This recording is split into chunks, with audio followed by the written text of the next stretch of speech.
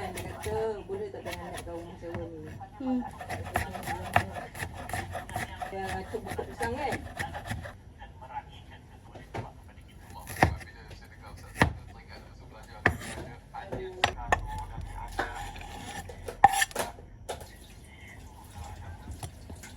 Ini mesti kenal dia lah. Oh, yang TikTok ah. Okey.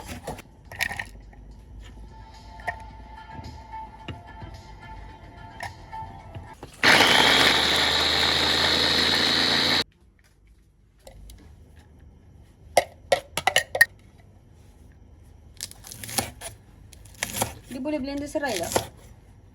Ya, potong ni.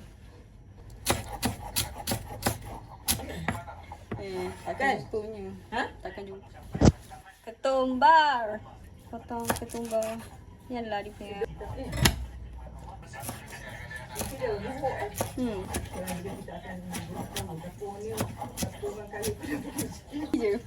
Di Novak lah tempat mana aku sudah kat kau.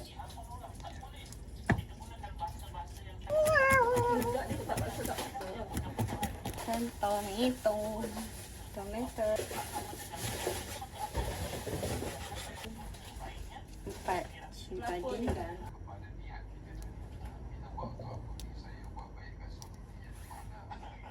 Goreng. Baik. Kita lama-lama tak sedap. Apa nama? Manis tadi? Manis. Sebab tu kita dulu beli, kita makan sikit-sikit. Oh, yang Sedap sama macam ni bahan ni dah tak guna kan? Sos apa ni? Sos tomato. Oh, hentam je. Tak tahulah sukatan.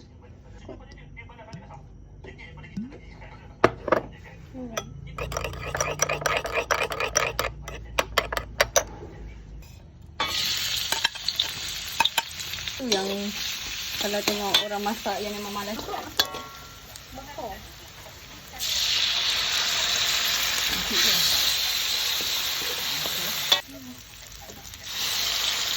Masak pun tak jelas semua.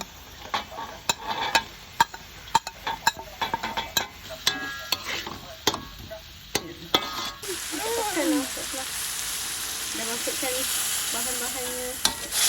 Nanti tambah section je.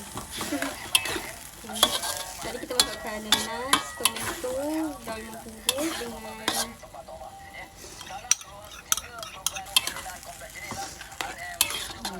gula. gula ras sikit je. Lagi.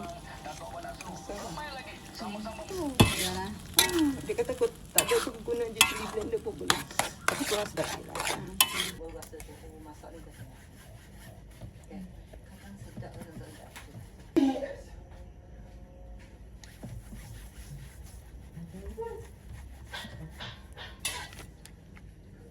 Buka ini. Nampak air panas. Tak air panas je, tak air panas. Tak ada kurang.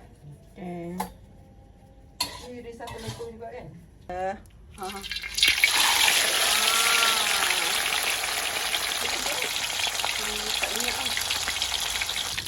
Oi, panas. Tu pula panas ni. Ada banyak juga.